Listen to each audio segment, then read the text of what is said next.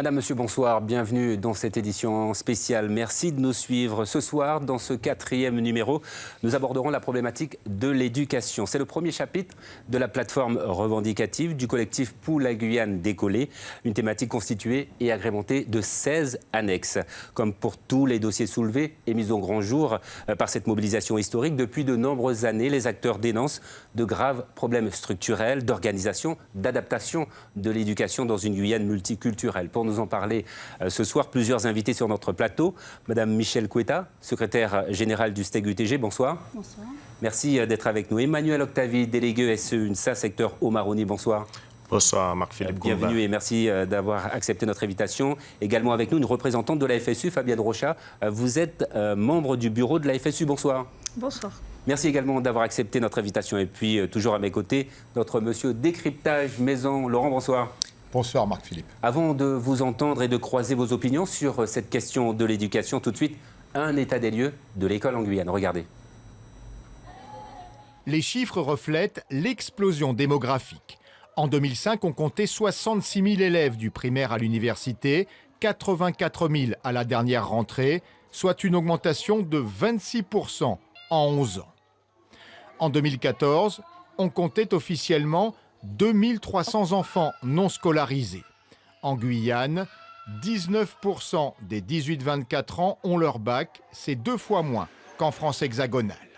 En 2014, 38 % des jeunes sortaient encore du système sans diplôme, 62 % de ces jeunes étaient au chômage. Enfin, 20 % de la population ne sait ni lire ni écrire, c'est 3 fois plus qu'en France hexagonale, et 40 % des 16-65 ans sont en grande difficulté pour la lecture et l'écriture. N'oubliez pas de réagir, bien entendu, sur la page Facebook et Twitter de Télé Guyane, hashtag Mobilisation Guyane tout au long de cette édition spéciale. Alors, tous autour de la table, cela fait de nombreuses années que vous criez haut et fort, par différentes actions d'ailleurs, que l'école de la République en Guyane est en souffrance avec cette mobilisation historique où tous les problèmes ont été portés aux yeux du monde. Est-ce que vous sentez que cette fois-ci, il y a véritablement des chances pour que tout cela soit entendu, selon vous, Emmanuel Octavie?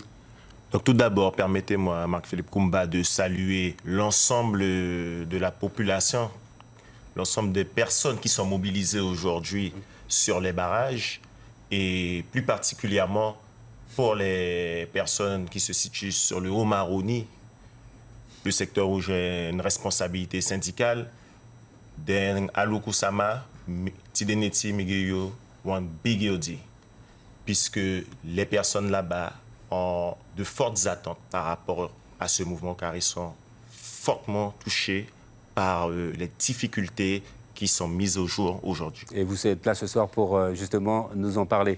Votre sentiment, Madame Rocha, évidemment, sur cet état des lieux dressé par Laurent Marot?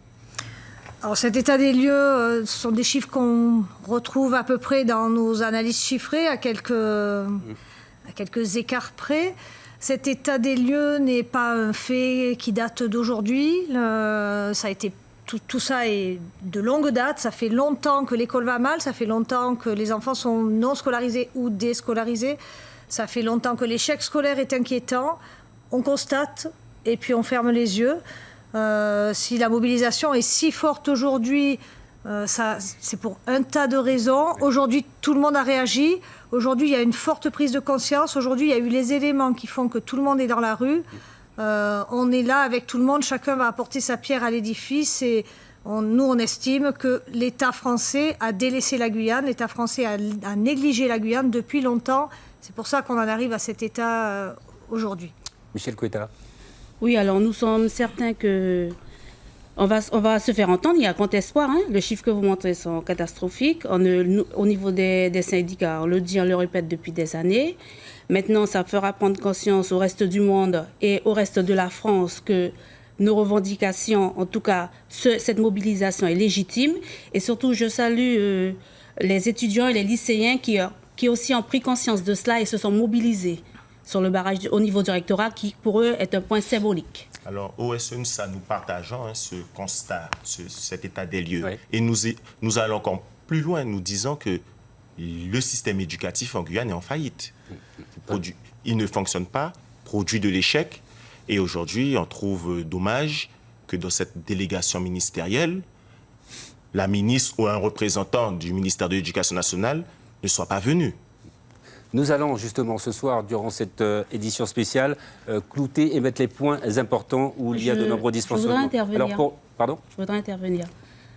Juste pour dire que, produit de l'échec, il y a aussi des réussites, mais il y en a tellement peu que l'échec prend le dessus. Et c'est bien de le dire, Madame Michèle Couetta. Pour l'éducation, les revendications, je vous le disais, sont nombreuses. Avec vous, Laurent, comme chaque soir, un focus sur les revendications. Mais il y a aussi quelques réponses déjà, et on verra tout cela. Tout à fait. Alors les revendications les plus importantes, puisqu'on rappelle que les cahiers de doléances de la population guyanaise font 500 pages avec plein de collectifs. Donc nous avons retenu juste quelques points. Là, parmi les revendications, la construction de 5 lycées à Maripasoula, Saint-Georges, Makouria, Saint-Laurent et Matoury, la construction de 10 collèges ou encore de 500 classes de primaire. Construction également d'un pôle universitaire à Saint-Laurent-du-Maroni, qui serait valable pour l'ensemble de l'Ouest guyanais, ou encore le recrutement de 400 intervenants en langue maternelle, les fameuses ILM. Autre revendication, des classes de 20 élèves maximum, ou encore la gratuité des transports scolaires routiers et fluviaux et de la cantine. Quelques réponses déjà apportées par le gouvernement, et nous allons voir si cela vous donnez un bon point ou un carton rouge, comme c'est le cas en ce moment. Alors on peut dire que c'est véritablement un début de réponse pour le moment, et encore en pointillé, parce qu'on va voir qu'il faudra consolider tout ça.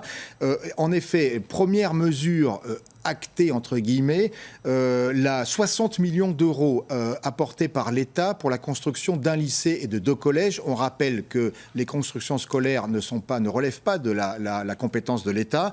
Ça a été acté dans le protocole d'accord renforçant le pacte d'avenir, signé donc entre Ségolène Royal, la ministre, et Rodolphe Alexandre le 17 mars dernier. Alors, comme partout sur le territoire français, pour que l'école de la République fonctionne, il faut pouvoir accueillir ces enfants dans des murs. Chez nous, beaucoup de nos jeunes restent sur le carreau, faute d'école, faute de collège, faute de lycée. On a vu les besoins. Est-ce que vous êtes d'accord sur le nombre de structures qu'il faudrait en Guyane pour que, justement, ces enfants, ils sont nombreux, Laurent, on peut donner peut-être un chiffre, entre 800 et 1000 enfants restent sur le carreau quand même pour... Alors, notamment pour la rentrée en seconde. Pour la rentrée en seconde. Donc, alors, bon, c'est difficile de l'estimer, mais l'un des syndicats, le STEG UTG, nous a parlé, Bruno Niederkorn, de 800 à 1000 élèves qui, entre la troisième et la seconde, ne trouvent pas de place. Alors, en trouvent dans une filière qu'ils n'ont pas choisie, ou encore sont obligés de redoubler en troisième. C'est un vrai constat, ça. Vous le partagez ? On va au-delà. Alors, nous, les chiffres sont beaucoup plus importants. Nous, il est sûr qu'il y a un manque d'infrastructures scolaires. Mais il faut aussi pointer du doigt qu'on espère que le gouvernement prendra en compte les mesures. Le problème qui touche la Guyane aujourd'hui, c'est qu'il faut mettre des infrastructures, mais il faut aussi mettre des hommes, des personnels. Nous demandons le recrutement de 1500 personnels et formés pour pouvoir travailler dans ces établissements. Il faut savoir qu'il faut prendre en compte également, on a une problématique ici, c'est de pouvoir envoyer les personnels travailler dans les sites isolés. Donc il y a des mesures incitatives également que le gouvernement doit prendre pour résoudre ce problème. Parce qu'aujourd'hui, on a du mal à recruter du personnel et surtout de les envoyer sur des communes isolées. Oui, donc, il y a ces mesures à prendre en compte. Il y a la création des logements pour des enseignants dans certaines communes. On parle de la création du collège de Talouenne. Aujourd'hui, à Talouenne, il n'y a pas de logement. L'offre de logement est inexistante pour accueillir les personnels qui travailleront dans cet établissement. Donc, il faudrait, parce que la collectivité, là encore, n'a pas les moyens de financer ces programmes, que l'État prenne en compte ces mesures qu'il faudra financer. Fabienne Rochat. Oui, pour en rester sur les chiffres, on a, chiffre de l'INSEE, 6800 naissances par an. Il faut s'attendre en gros à 6800 places ouvertes en petite section chaque année. Sur 3 ans après, on regarde chiffre constat d'effectif du recteur, 4300 places en petite section, 5200 places en CP. 6800 naissances, ça veut dire des cohortes de 6800 élèves. Ils sont peut-être partis à l'école ailleurs, nous on n'y croit pas. Donc d'emblée, on sait très bien qu'au regard du taux du nombre de naissances, on n'a pas assez de place 3 ans après dans les écoles. Ce chiffre est renforcé d'année en année, puisqu'on a une démographie, en gros, une population qui augmente de 11,8% tous les ans. Ouais. Donc c'est exponentiel, ça augmente tous les ans, et tous les ans, on creuse le déficit. Donc chaque année, voilà, on creuse... Michel Couetta, je voudrais vous entendre également là-dessus. Alors, pour compléter cela, cette évaluation de 10 collèges, 5 lycées et 504 classes, 500 salles de classe a été faite en 2013. Ah oui, donc peut-être qu'il y a voilà, des depuis. besoins encore et là, plus importants, effectivement... Oui. Le camarade a parlé des naissances, mais il faut penser aussi à l'immigration. Et ceux-là, ils ne sont pas comptabilisés dans le prévisionnel. C'est nouveau, quoi. Alors voilà, il y a tout cela en plus. Les 8000 demandeurs, Alors, les 8000 demandeurs d'asile comptabilisés en 2016. Voilà. Notamment, ils ont des enfants. On le sait, bonne partie d'entre eux. Ils sont annoncés, ils sont prévus. On connaissait cette vague d'immigration. On aurait dû anticiper. Mais il faut souligner aussi qu'il n'est pas normal qu'à l'heure actuelle, on ne puisse pas être en mesure de chiffrer le nombre d'élèves qui n'est pas scolarisé. Ouais. Donc, c'est pour ça que au SNSA, nous exigeons qu'il y ait la création et le financement du fonctionnement d'un observatoire de la scolarisation et de la réussite éducative. Ça existait, alors, à ce propos, cette structure existait. Ça existait, c'est bien pour ça que je dis qu'elle n'a pas fonctionné. Elle n'a pas fonctionné, c'est pour ça qu'il faut donner les conditions de son... Il faut financer son fonctionnement et il faut aller au-delà. Il faut que ça soit aussi un observatoire de la réussite éducative. Dans tous les dossiers que nous abordons depuis lundi, effectivement, il y a toujours des choses qui ont existé, qui ont fonctionné et qui aujourd'hui... alors justement, à ce propos, nous avons retrouvé un document sonore important, Laurent, qui va nous expliquer en tout cas la situation aujourd'hui. Pour bien comprendre le problème des constructions scolaires, alors je parle surtout là des collèges et des lycées. Écoutez, vous allez écouter cette interview donnée à Guyane Première Radio, c'était en décembre 2014, par le recteur lui-même de l'époque, Philippe Lacombe, qui alertait finalement sur le problème des financements des collèges et des lycées, compétence à l'époque de la région et du Conseil général. Le recteur avait découvert le document préparatoire du contrat de projet État-région, qui, on le sait, acte les grandes mesures de financement sur les 6 ans qui suivent. Et là, le recteur est très inquiet. On l'écoute. Nos chiffres donnent le tournis à tout le monde. C'est effectivement effrayant. L'avant-projet du contrat de projet, on est en baisse extrêmement importante par rapport au précédent contrat de projet. Donc c'est pas là-dedans qu'on va trouver les solutions à la construction de 6 collèges et 4 lycées. On a de quoi en construire 1 ou 1,5. Donc pour nous, l'équation elle devient, dès le mois de janvier, effectivement, comment on fait ?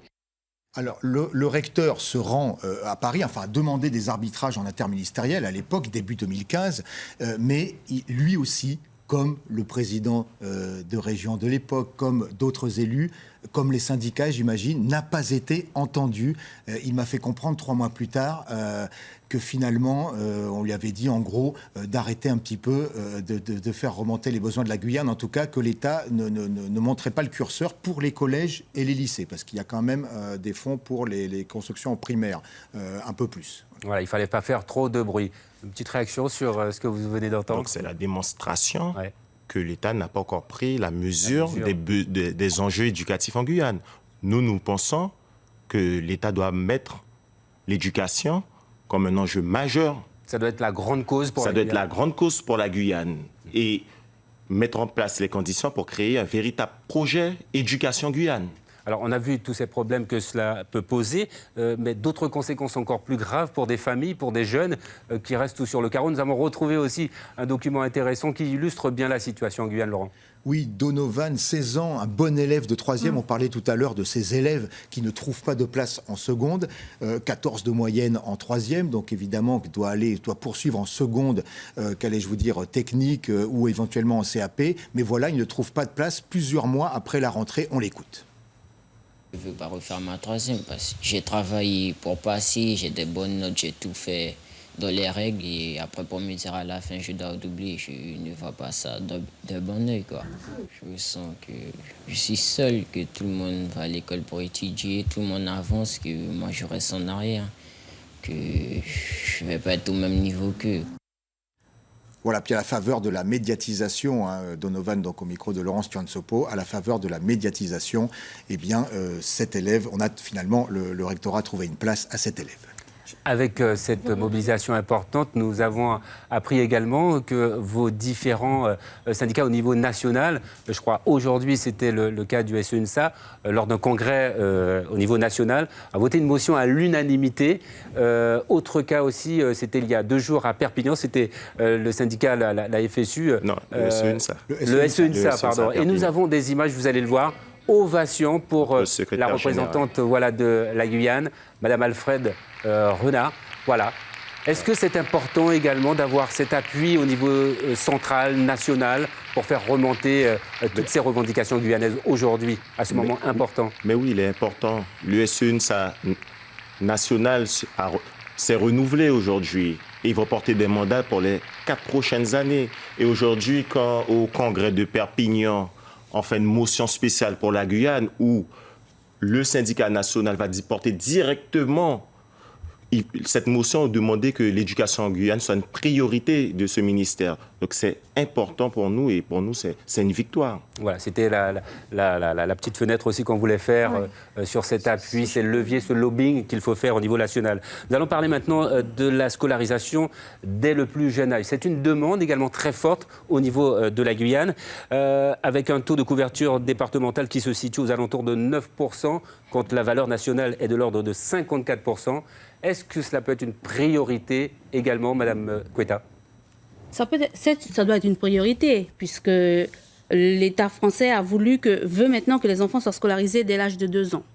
Sachant qu'ici, même à 3 ans, on ne trouve pas de place. Oui. Donc, comme on dit encore, c'est un problème de structure.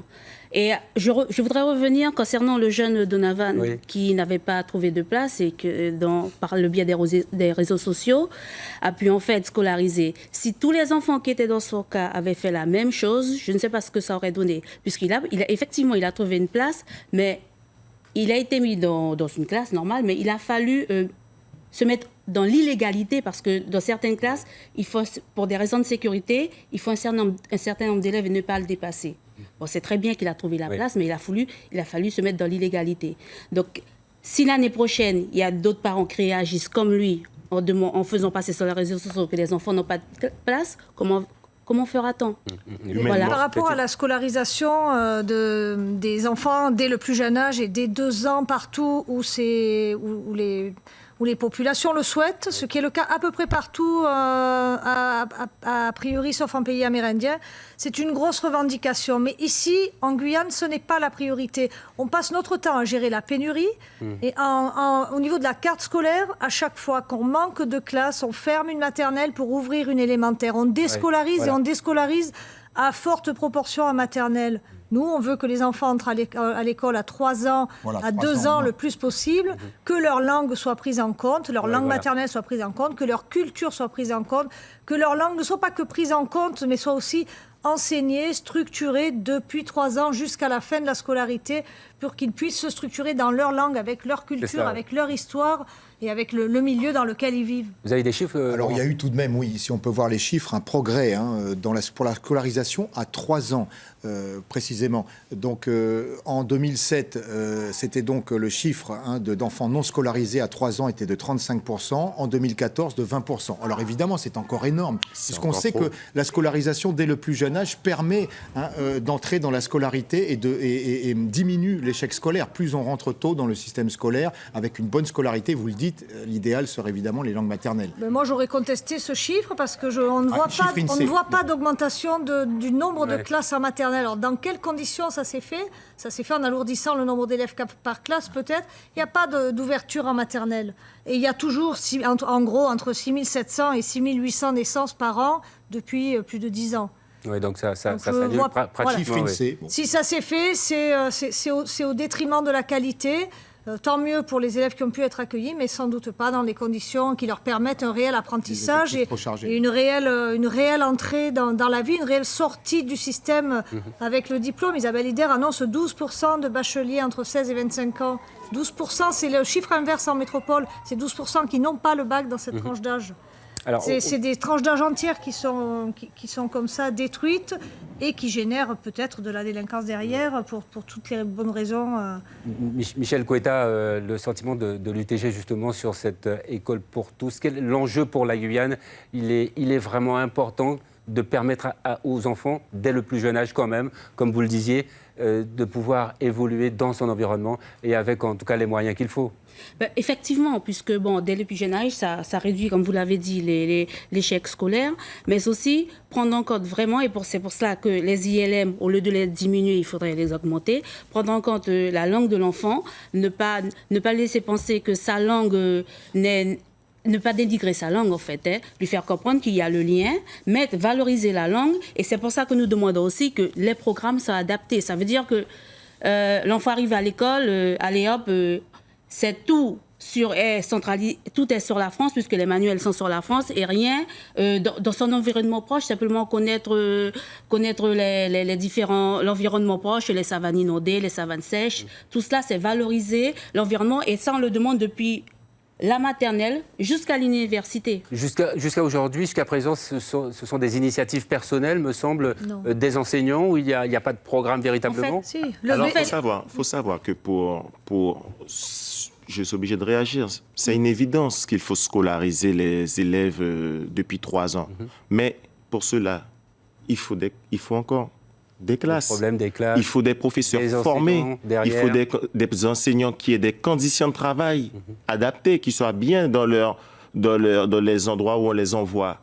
Et tout cela, forcément, si on n'a pas ce minimum, on ne pourra pas le rendre effectif. Alors, qu'est-ce qu'il faut faire pour que l'école reflète la réalité guyanaise ? Alors, l'adaptation des programmes, si vous me permettez, elle est prévue par les textes, elle est prévue, le BO du 16 mars le rappelle encore, elle est prévue. Et qu'est-ce qui fait que... On doit l'adapter maintenant. Ce qu'il manque, la grande question, c'est l'adaptation, c'est la formation des enseignants, c'est la formation à toutes les réalités. On ne demande pas de former des enseignants qui parlent toutes les langues de Guyane, il y en a 35. Ça, c'est une question politique Ça, encore ? c'est pas vrai. C'est une question politique. Il faut qu'on forme les enseignants, il faut qu'on les forme en formation initiale, il faut qu'on les forme tout au long de leur carrière.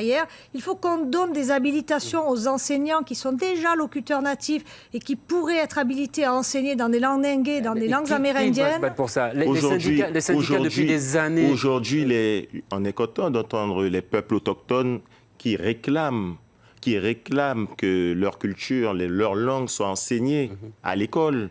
On est content de l'entendre et on espère qu'ils seront entendus, puisque nous avons porté cette revendication. Oui. Nous l'avons portée. Il faut donc prendre en compte les langues régionales, l'enseignement de toutes les langues régionales de la Guyane et les langues amérindiennes, les langues bushinengue. Oui. Il y a déjà ce qu'on appelle la langue vivante régionale créole qui est enseignée au lycée, mais les lycéens demandent à ce que ça soit effectif. Les chefs d'établissement ne mettent pas cet enseignement-là en place. Donc, on a besoin aussi d'un centre de ressources documentaires qui n'existe pas. Il existe le CRDP tout de même, avec des documents qui existent. On demande, comme dans toutes les régions de France, la création d'un office des langues et des cultures régionales. Michel Couetta. Alors, il existe des documents, mais ce n'est pas suffisant. Par exemple, j'ai appris que le CASNAV a créé des documents pour les enfants qui arrivent sur le territoire. Pour un problème d'amiante, ces documents sont emmurés. Et avec l'humidité qu'il y a, tout est en train de se perdre. Et il y a en ce moment des enseignants qui sont en train de mettre en place un fonds de ressources numériques. Et pour que ce fonds de ressources soit dans la formation initiale des enseignants et qu'il n'y ait plus le prétexte ça n'existe pas, la ressource n'existe pas, donc on ne fait pas. Donc on se base sur ce qu'il y a. Alors il faudra aussi que l'ESP joue un grand rôle là-dedans. On est dans un département où les enjeux de l'éducation sont majeurs. On a l'interculturalité, on a toutes ces différences culturelles. Il faudrait que le gouvernement donne aussi les moyens à l'ESP d'être une école de professeurs pilotes en matière d'éducation, puisqu'on a beaucoup de challenges à relever. Madame Rochat, vous disiez tout à l'heure effectivement qu'il y a des outils, il y a des structures, un certain nombre de choses possibles pour peut-être passer à un autre cap. Mais qu'est-ce qui fait encore aujourd'hui? Les syndicats sont mobilisés. Vous, ça fait peut-être 30 ans que vous vous battez ici en Guyane. Madame Koita nous disait tout à l'heure qu'elle ne compte plus. Monsieur Octavie, vous... Je suis né militant. Sur le terrain du côté du Haut-Maroni. Comment expliquer justement qu'aujourd'hui encore, malgré ces moyens que nous avons, il en faut plus et on les a listés, vous les avez listés. Qu'est-ce qui fait que ça ne démarre pas? Je pense qu'on ne mesure pas à quel point l'école en Guyane est en décalage par rapport à la moyenne de ce qu'on peut offrir dans les écoles ailleurs en France. Un décalage de moyens énorme, un décalage d'encadrement énorme. C'est simple, 132 adultes en moyenne pour encadrer... 132 adultes, 90 en Guyane. Pour encadrer 1000 élèves. Enfin, le taux d'encadrement est faible à tous les niveaux. Les enseignants manquent. Les enseignants ne sont pas formés. Dans le premier degré, ici, on a 400 non-titulaires sur 2800 enseignants. C'est énorme. C'est nulle part ailleurs. Ce taux-là n'existe. C'est vraiment une spécificité. Sur les 400, il y en a au moins 300 qui sont nouveaux, qui arrivent d'ailleurs, qui vont rester 1 an ou 2 et qui vont soit réussir les concours, soit partir refaire autre chose ailleurs. C'est pas des gens qui sont formés. C'est des gens qui sont nommés sur les sites isolés, qu'on n'accompagne pas, qu'on ne forme pas. Et qu'on oublie. Il faut construire des outils. L'adaptation est permise par les programmes. Et donnons les moyens aux collègues de construire des outils, donnons les moyens à la recherche d'avancer et de nous expliquer comment les enfants apprennent. Un enfant amérindien a, dans sa façon traditionnelle d'apprendre, n'apprend pas pareil qu'un enfant métropolitain ou qu'un enfant d'autres communautés. Il apprend en faisant avec. Nous, on apprend en expliquant et en parlant. Lui, il apprend en faisant avec. On lui parle dans une langue qui n'est pas la sienne. On lui demande d'être aussi performant qu'un enfant issu de zones urbaines. Est-ce que dans ce cas-là, les ILM doivent être consolidés et peut-être rehaussés dans leur rôle? Consolidés, il faut leur donner un vrai contrat. Aujourd'hui, ils ont un contrat précaire. On ne les reconnaît pas dans la fonction publique. Donc, il faut pouvoir donner à ces ILM une reconnaissance. Et ça, créer le métier officiellement, le métier du ILM. Ce qu'on ne parle pas, on a un problème de vivier. Nous demandons aujourd'hui à ce que l'État puisse accompagner les jeunes dès la sortie du bac. Un accompagnement financier, un accompagnement au niveau de la formation pour les prendre en charge, pour créer ce vivier avec une bourse. On imaginerait dès la première année de la licence, selon les moyens que l'État est prêt à mettre sur la table, on va dire de 600 € et monter en charge d'année en année. Pour ce qui inciterait les jeunes Guyanais à pouvoir se lancer dans les métiers de l'éducation. En fait, le recrutement endogène et le rendre attractif. Parce qu'effectivement, et comme disait le camarade, ils sont envoyés dans les communes de l'intérieur et puis pas de logement ou bien des problèmes de logement. L'actualité, alors pour l'attractivité, nous proposons une prime locale de mobilité, pas simplement pour les enseignants titulaires, mais aussi pour les enseignants contractuels qui font fonctionner l'académie. Nous proposons également, sur du long terme, et ça passe pour l'amélioration des conditions de vie, le désenclavement du pays. Bien évidemment. Il faut le désenclavement pour la population et ça va améliorer les conditions de vie. C'est une revendication du conflit. Des enseignants. Voilà. Quelque part, l'école peut être aussi ce qui débloquera une partie de l'économie, parce que les désenclavements, ce sont des entreprises qui vont travailler. Les constructions, pourquoi pas des constructions avec au moins des matériaux locaux. La cantine aussi, au moins, comme on disait dans les revendications du collectif, plus de 60% de produits locaux. L'école, en fait... C'est un ensemble. Vous savez que les élèves des communes isolées n'ont pas les chances que ceux de Paris. Évidemment. Ils subissent un isolement culturel, un isolement éducatif.